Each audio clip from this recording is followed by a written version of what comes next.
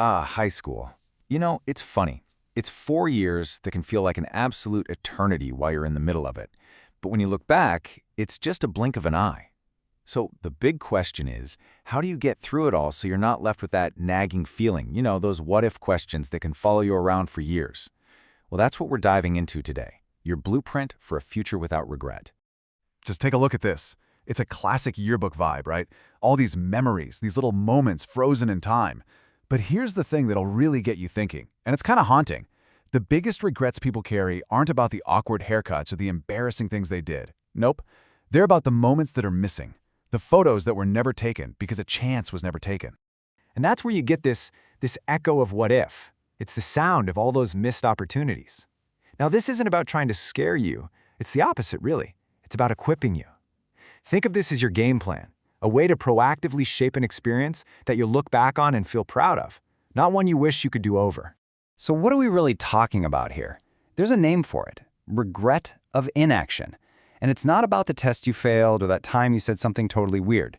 It's that ache you feel for the conversation you never started with someone you were interested in, or the team you were too scared to try out for, or that friendship you just let fade away. It's the heavy feeling of a door you never even tried to open.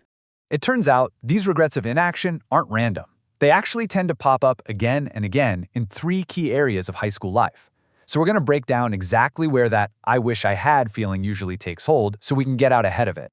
Here's our game plan, broken down into 3 core themes. First, we're going to talk about relationships, and I mean the ones that truly matter.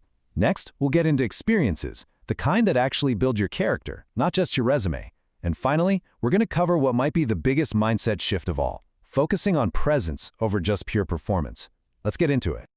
All right, so enough about the problem, right? Let's get to the solution. This is where we get practical. Let's open up your no regrets toolkit. We're about to walk through some actual strategies and habits you can start building like today to help you become the person you know you can be. Okay, first up, extracurriculars. And let's be super clear about this. The goal here is not just to stack your college applications with a bunch of random stuff. The real point is to find your people and explore things you're genuinely passionate about. Whether it's the thrill of a debate, the teamwork of a sport, or getting your hands dirty volunteering, these are the places you make real connections and learn who you actually are. You join for the experience, period. This right here, this is about a huge mindset shift when it comes to school itself. It's so easy to fall into the trap of just chasing grades, of being that person who crams, aces the test, and then forgets it all a week later. But the real winner, long term, it's the student who learns how to bounce back from a bad grade, who stays curious, and who actually learns how to learn. That skill, that grit, is worth so much more than a perfect GPA.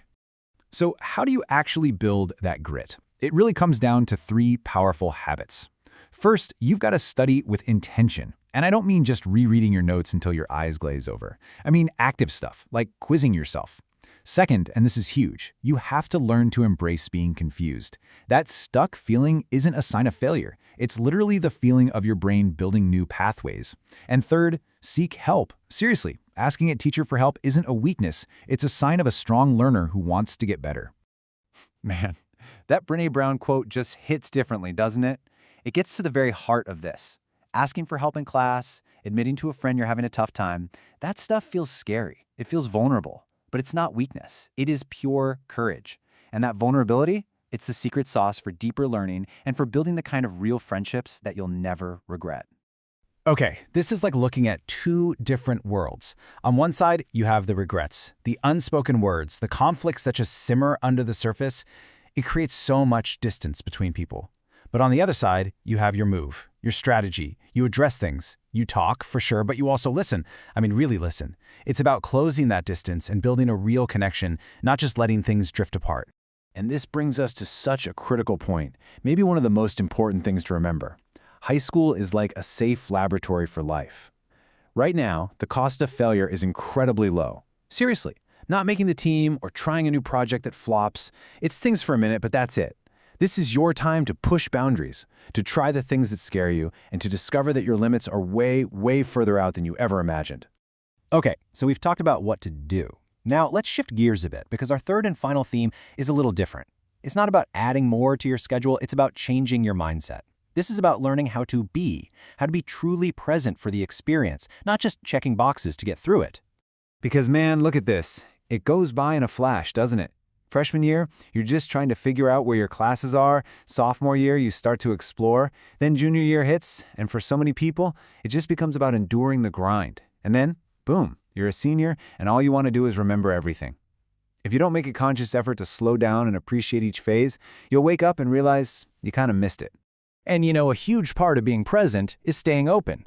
One of the biggest, quietest traps we fall into is putting ourselves in a box way too early. Deciding, oh, I'm a math person, or nope, not creative at all. When you do that, you're closing off entire worlds of possibility before you've even given them a chance. Your brain is designed to make connections, so don't starve it of interesting things. And this is where that openness really pays off in the long run. The most exciting, innovative careers out there live at the intersection of different fields. You think history and technology are worlds apart? Think again. That combo could lead you to shaping policy on AI ethics. Love music, but also good at math? Hello, sound engineering. Art and business? That's a brand strategist right there. Keep your curiosity wide open, because you never know what combination is going to spark your future. So, as we start to bring this all home, the main takeaway is this: the power is truly in your hands. You are the author of your high school story. You can choose to write a story about just checking boxes and getting by, or you can write a legacy of real, honest growth. So here it is. Let's bring it all together. Your final blueprint. First, build real friendships. Go beyond your usual circle. Second, embrace every experience you can, especially the ones that scare you a little. Third, communicate openly. Speak your truth, but also listen with your whole self. And finally, above all, just be present. Don't just get through these years, live them. Look, high school isn't just some waiting room for the rest of your life. It's the real thing, right now. The courage you practice here, the friendships you make, the chances you take, all of that is going to echo through every chapter that comes next. Your story is waiting. The only question left is, how will you write it?